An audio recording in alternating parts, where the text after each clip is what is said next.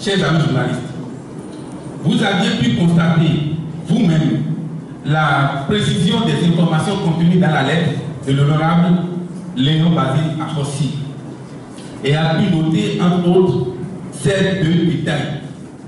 Monsieur Tchabi Sika est le président de la commission chargée du dépouillement et à ce titre est celui-là même qui a défendu et obtenu en plénière l'attribution du marché à Gemato, arguant qu'elle nous aurait accompagnés pendant la mise en place de la LEDI et connaîtrait bien ce dossier. Qu'après la transaction des 105 millions et peut-être aussi en raison des fuites intervenues lors des investigations, plus aucune opération n'a transité par ce compte. L'honorable Basile Akossi n'a nullement l'intention de se substituer au juge, mais comme vous et nous, il a eu le tort de croire qu'il pourrait contribuer à assainir les mœurs sur la gestion de notre pays sous le chef d'État qui prétend faire de la lutte contre la corruption son cheval de bataille. L'objectif de cette conférence de presse n'est pas de vous bourrer les oreilles sur un sujet et une cause dont l'opinion et la presse elle-même se sont déjà constitués les avocats dans l'intérêt de notre peuple et à la grande satisfaction de l'Union Fédération. Mais si une telle conférence se tient, c'est parce que, comme vous, nous sommes déconcertés devant l'avalanche des lettres et communiqués diffusés qui pleuvent de la marina et semblent désigner dans une acrobatie à donner le vertige le dénonciateur lui-même comme une cible à abattre à tout prix. Les réactions du gouvernement. Alors même qu'un communiqué est par définition un test pour la marina qui s'illustrait déjà par les amalgames sur le fond a voulu prendre cette fois-ci le parti de s'illustrer par l'amalgame sur la forme. Et dans son communiqué kilométrique, il laisse complètement de côté la lettre ouverte et s'attarde sur la lettre fermée vieille de près de 5 mois qu'elle qualifie d'irrévérencieuse à l'encontre du chef de l'État et la marina de stigmatiser une prétendue vulgarité de ton qui entacherait l'honorabilité de notre collègue avant de se répandre en son contexte habituel d'auto-louange. Le président de la République, soucieux du développement équilibré et harmonieux de notre pays, et comme il lui faut toujours user de son âme favorite, intimidation, menace. La présidence de la République prendrait ses responsabilités, entendues contre Léon Akossi, en cas de récidive. Comme l'Union fait la nation est un parti républicain, elle préfère croire que si le chef de l'État a quelque responsabilité à prendre, il aurait à les prendre à l'encontre de son protégé qui fait saigner la République que sur le sujet où le fonctionnaire de la marina, dans son zèle, a perdu le sens des commodités, ou alors se fait le porte-parole fidèle d'un prince qui a toujours ses griffes et ses crocs à l'aide et constamment dans une disposition d'esprit à bondir. Voilà pour l'amalgame de forme. Sur l'amalgame de fond, la présidence, qui ne manque pas d'inspiration, a trouvé le moyen de justifier son talent à détourner l'attention du principal et organiser la diversion. Et en attendant que les pauvres populations de Atimi et de Mono n'aient à se déverser dans la rue pour clamer leur soutien au chef de l'État, marche sponsorisée par une manne dont il nous faudra indiquer un jour la source, et les conséquences néfastes sur les finances de l'État, on tente de présenter l'honorable Akossi comme le pestiféré, l'aigri, le jaloux, qu'il faut lapider dans l'intérêt de la République et de Atimi. Et comme à scruter le lait frais de trop près, on finit par y découvrir des poils noirs. voici les braves gens de la Marina qui s'écrient Eureka, nous avons trouvé. Mais qu'ont-ils trouvé? Que le frère ou un parent de l'honorable Akossi a loué un groupe au poste Lépi et qu'il en toucherait le loyer alors même que l'outil ne fonctionne pas. L'Union fait la nation ne fera économie d'aucune vérité dans ce débat. Mais il convient, pour un gouvernement qui commande la révérence et menace de sévir, d'établir la preuve de l'implication de Léon Basile Akossi dans la location d'un trouble électrogène par une personne qui porte son patronyme. Ensuite, pour autant que nos investigations soient fondées, le propriétaire de l'engin loué au COS Lépi n'aura jamais perçu un copec à ce jour. Et le conflit entre lui et le COS Lépi n'a pas attendu une autorité de lutte contre la corruption pour être porté devant les tribunaux où il est actuellement pendant. Comme sur l'affaire Kalisika, cette vérité ne peut être cachée.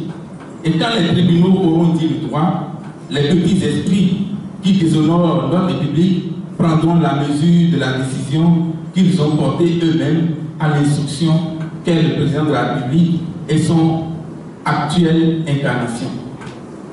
L'Union fait la nation prend acte et dénonce. Notre alliance prend acte de la volonté exprimée par le chef de l'État par une lettre rendue publique de servir l'autorité nationale de lutte contre la corruption. Elle prend acte, mais est obligée de constater sur la foi des faits que ce que le régime professe publiquement diverge toujours de ce qu'il fait secrètement. Elle prend acte, mais constate qu'en mêlant le nom de l'honorable Basile Akossi à sa demande adressée à l'NLC, la présidente de la République assigne au même sort le prédateur présumé des finances publiques et son dénonciateur dans une sorte d'amalgame tous pourris. Et nous avons appris que le but de cette manœuvre consiste à empêcher l'honorable Akossi de se présenter aux prochaines élections législatives comme il a déjà fait il y a 4 ans à l'honorable Odomou Désiré. Il paraît, pour reprendre une expression de Paul Valéry, que la politique est là d'empêcher les gens de se mêler de ce qui les regarde. Mais les hommes et femmes qui militent au sein de l'Union de la Nation sont tous comme Léon Basile Akossi. Nous ne savons pas avoir peur. Nous connaissons votre lutte ciblée contre la corruption qui envoie les cadres d'une région en prison pour des faits supposés de corruption et fait la promotion à d'autres convaincus de faits plus graves. Nous sommes donc obligés, quitte à nous savoir tous exposés au même sort que Pierre Hubert Danivo, de dénoncer au nom de notre amour pour notre pays, pour notre pays, pour notre peuple, le Bénin. Je vous remercie. Nous avons lu la lettre, le communiqué de la présidente signé par Madame Inès Abor-Wessou. Nous allons intervenir longuement et largement. Nous allons vous répondre sur le fond de la question. Mais je voudrais prendre certains aspects de la forme. Je dis ceci. Cette lettre appelle un certain nombre d'observations. La toute première a trait au caractère particulièrement irrévérencieux des thèmes dans lesquels l'honorable député s'adresse au président de la République, qui est, faut-il le rappeler, l'élu de l'ensemble du peuple béninois. Je voulais rappeler ça. Deuxième chose, quant à la forme que je voudrais vous rappeler, c'est ceci. Ce langage haineux, toutes les fois que, soucieux du développement équilibré et harmonieux de notre pays, le président de la République se rend dans le monocoufo. Je voudrais dire ceci aussi. Je cite, c'est le lieu de rappeler à tous que le Bénin est un et indivisible et que le président de la République, tout comme chacun de nos citoyens, peut se rendre où il veut sur l'ensemble du territoire national.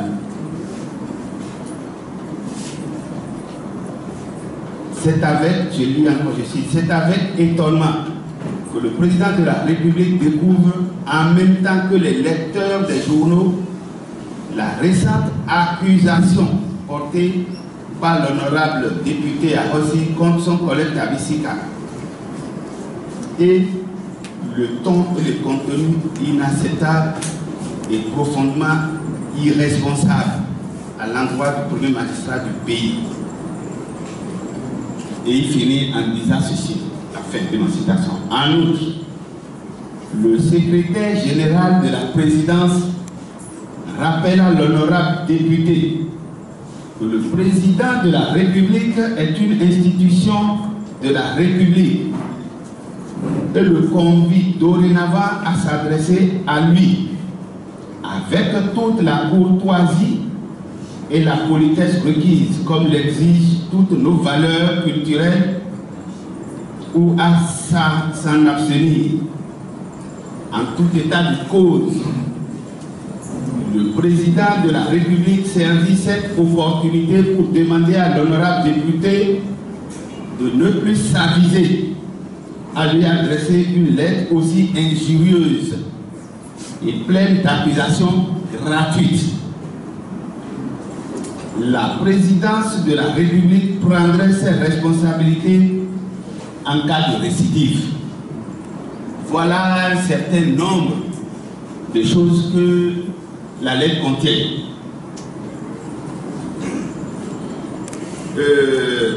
Vraiment, comme tous les Béninois qui vivent autour de Yaïboli, qui tous les matins doivent se déchausser, doivent enlever leur chapeau et s'aplatir pour le saluer. Je crois que Madame Wessou ne comprend pas ce qui motive un certain nombre de nos concitoyens aujourd'hui. Ce que la gestion que elle et le président de la République et tout ce qui l'entoure, la colère que leur gestion a engendré dans le cœur de certains des Béninois. Je crois qu'elle ne comprend pas. Alors, si le président de la République a droit à tous les égards de ses concitoyens, c'est parce que les gens l'ont élu, comme il a dit. Ensuite, parce que les gens attendent de lui le même respect en retour. Alors, lorsque on parle de développement équilibré, lorsque vous avez le président de la République qui est élu, dont la première tâche est le respect de la Constitution et qui doit incarner l'unité nationale, vient chez vous et vous dit ceci. Vous voulez la route, vous voulez les écoles, vous voulez les centres de santé, votez pour moi. Si vous ne votez pas pour moi, vous n'aurez pas les routes, vous n'aurez pas les centres de santé, vous n'aurez pas tous les services de l'État. Lorsqu'un président de la République vient dire ça, quel est le comportement? Quel est le respect que vous lui devez encore? Quel est le développement équilibré qu'il veut faire dans notre pays et dont parle Madame Inès Abor?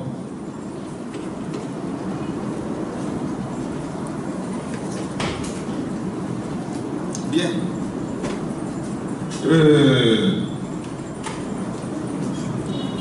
veut que nous montrons beaucoup de respect pour le président de la République, comme tous les Béninois ont fait pour tous les anciens présidents. D'accord? Parce qu'il incarne l'unité nationale. Mais lorsque le président de la République va à l'intérieur du pays, et plus précisément dans la ville, et dit ceci: mais j'ai constaté que vous votez ici pour M. Salé. Mais pourquoi vous votez pour lui? Salé n'est pas un fils authentique du Nord, c'est un fond. Lorsque le président de la République dit ça, lui qui doit incarner l'unité nationale,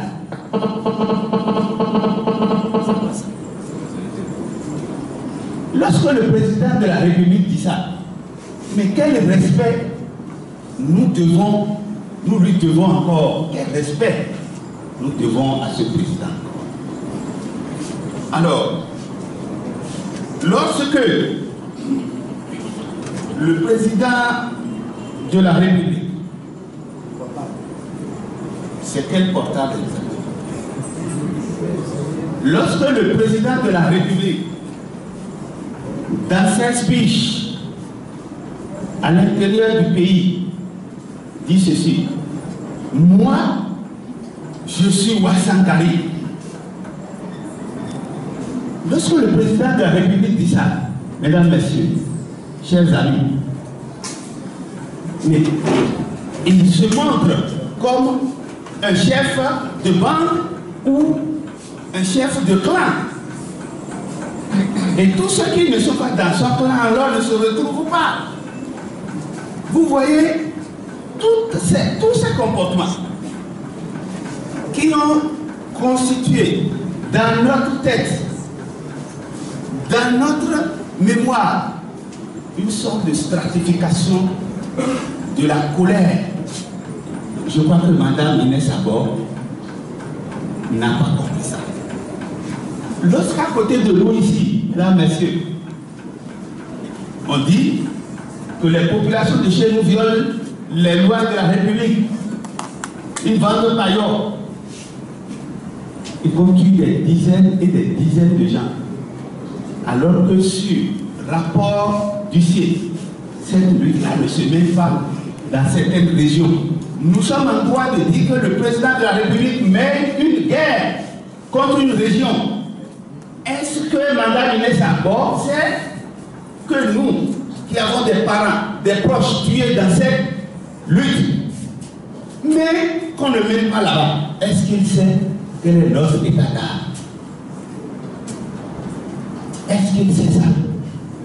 Lorsque moi, chez moi là-bas, on tue des paysans, je dis là-bas, depuis décembre 2008, que ceux-là se sont enfuis dans les bras du pouvoir. Est-ce qu'il sait quel respect de ce président on peut exiger de nous encore? Moi, je crois que le président Yaïboni s'est montré comme un chef de bande. Il protège tous ceux qui détournent les fonds. Il protège tous les siens. Lorsque le président de la République nous menace d'amener ses parents pour venir nous frapper, ici, quel respect Mme Inès Abor veut qu'on ait pour ce président? Mesdames, Messieurs, elle ne comprend pas. Je crois que je ne vais pas être long, je vais couper, je peux vous parler du matin au soir sur ce qui nous irrite, ce qui fait notre colère contre ce président-là. Nous pouvons en parler du matin au soir. Mais je veux dire quelque chose à Inès Abor. Elle souffre, vous savez de quoi elle souffre? Elle souffre du syndrome de la femme battue. À qui on dit de dire tout, de faire tout, sans régimer. Sinon, en tant que cadre de ce pays, et de chez moi. Parce que lorsque on a commencé, il y a eu fait tout ça là. Elle est déjà à la retraite. Je crois que l'honneur aurait voulu, même si elle ne veut pas craquer la porte, à demander à bénéficier de sa retraite. Mais en restant là et en signant de pareilles lettres, elle est complètement complice de Yahi. Dans toutes ces dérives, elle est incapable de se fâcher, elle est incapable de prendre une décision claire et nette. Elle suit Yahi parce que peut-être la voiture, il y a les indemnités, mais c'est malheureux. C'est malheureux. Je vous remercie. Merci. Bon, nous n'allons pas continuer de parler, mais je souhaiterais que les questions nous permettent d'apporter des réponses.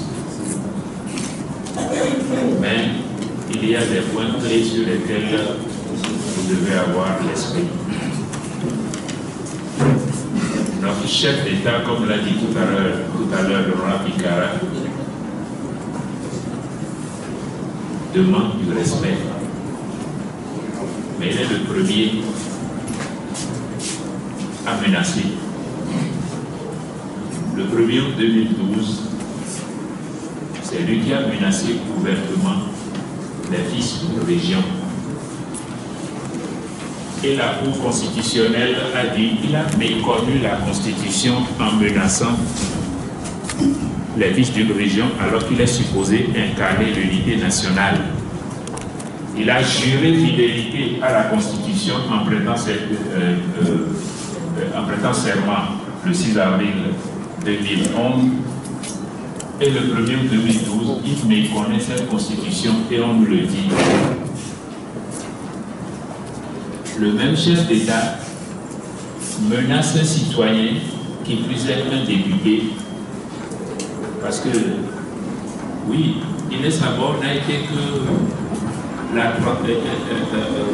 l'écrivaine des colères du chef ulcéré parce qu'on a découvert son jeu.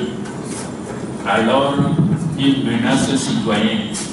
Le chef descend dans la mêlée, donne des coups et dit « Je suis le chef, il ne faut pas me donner des coups ».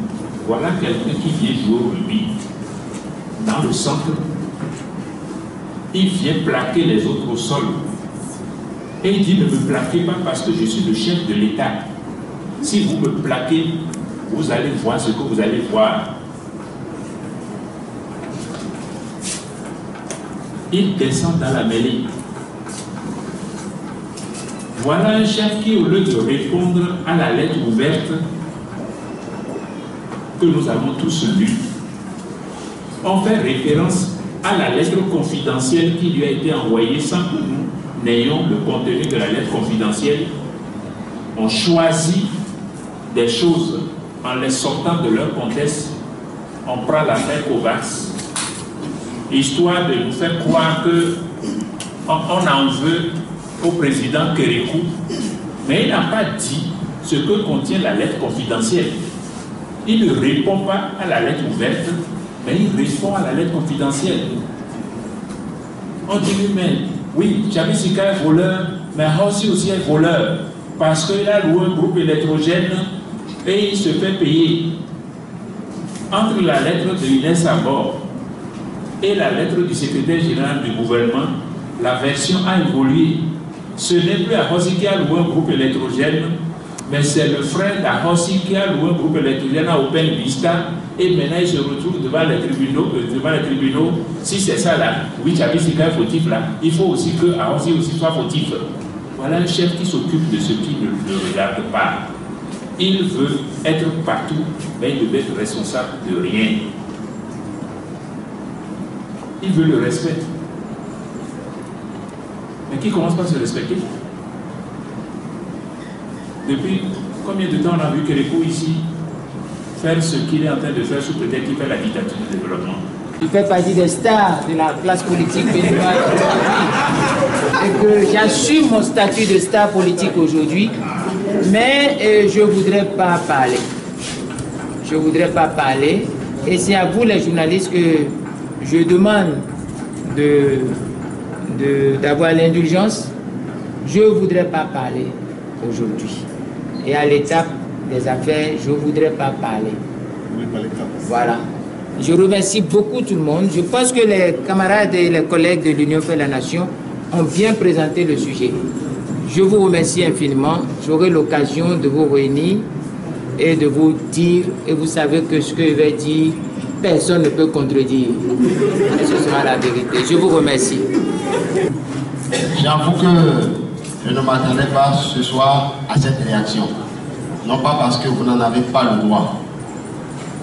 Moi, j'ai le sentiment, après avoir entendu tout ce qui a été rendu public sur la chaîne publique, que le gouvernement se plaît une fois encore à vous distraire de l'essentiel. L'essentiel, c'est quoi? C'est comment faire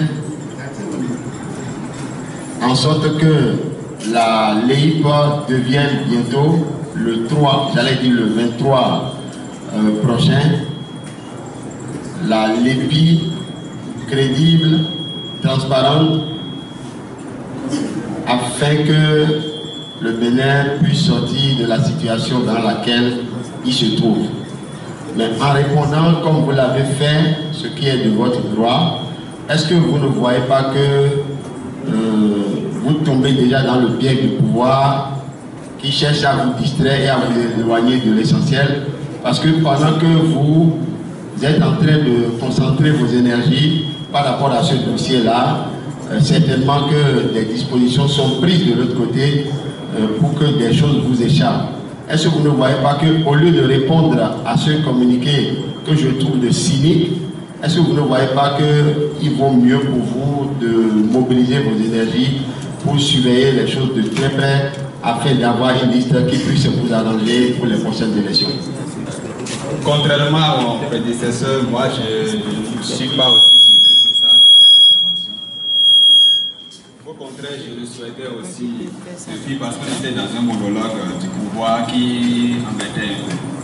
Moi j'aimerais, mais je voudrais vous dire en fait que je suis resté un peu sur ma faim par rapport aux éléments, puisqu'à l'introduction vous avez dit avoir écouté la partie adverse et détenir des éléments additifs que moi j'attendais en fait. Je me disais que vous allez nous donner d'autres éléments qui allaient peser beaucoup plus dans ce dossier que l'honorable n'avait pas forcément évoqué dans sa lettre ouverte qui déjà suscite autant de réactions. Donc je ne sais pas s'il y a encore d'autres éléments additifs à votre disposition à mettre au service de la presse afin que nous puissions, sans être forcément de la justice, avoir beaucoup plus, être en mesure de pouvoir informer davantage notre cible. Alors, qu'est-ce qui, ma deuxième préoccupation, explique en réalité l'absence ici cet après-midi de l'honorable Ahossi? Une fois déjà, on a écouté l'Union pour la Nation sur des dossiers qui touchent à l'intérêt national. L'Union pour la Nation a promis que si entre-temps les solutions ne sont pas trouvées, cette union passera à des actions d'intensité croissante. Aujourd'hui, Léon Basile Ahossi se retrouve dans un dossier, en tout cas, à dénoncer un fait, et c'est comme on le dirait sur la deux planètes, si tu parles de mon affaire, tant, je parlerai de ton affaire, tant. Quelqu'un dit un truc du genre, dénonce-moi, je te dénoncerai. Non. Sachez que le député Ahossi est un homme de principe, un homme de conviction. Il n'a jamais géré quoi que ce soit. Il n'a jamais été dans l'exécutif. Le président Yahi Boni a pris part 2 fois le décret pour le nommer ministre. En tant qu'homme de principe, il a dit non, je ne peux pas rentrer dans le gouvernement de Yahi Boni. Rentrer dans le gouvernement de Yahi Boni, ça veut dire hériter de tous ses actifs et de tous ses passifs, que son passif est trop lourd à porter. Il a refusé de rentrer dans son gouvernement. Ce n'est pas tous les Béninois qui font ça chaque matin. Donc alors, le thème de dénonce, moi je te dénoncerai, ou bien comment vous dites, ça ne concerne pas le député Akossi. Vous avez parlé d'éléments additifs. D'autres personnes vont répondre à ça. Le député, le ministre Montor a dit ceci. Je ne sais pas si vous avez bien compris. C'est comme ce qu'on dit dans ma région là-bas. Le roi a perdu le poisson, le roi des animaux a perdu son poisson. Il a invité tous les animaux, le chat et la musaraigne. Le chat vient, il commence à dire au roi des animaux, il faut quitter ici, la musaraigne sent. Et la musaraigne dit, ah non, ce n'est pas de l'odeur, c'est pas pour l'odeur que nous sommes venus ici. Nous sommes venus pour voir qui a volé le poisson. Moi, je ne mange pas le poisson. Alors, le député Akossi, on ne l'a pas impliqué que cela soit dit, même la lettre, au finish. On a voulu impliquer son frère, n'est-ce pas? Mais son frère est dans une association d'électriciens. Et ils ont des groupes électrogènes.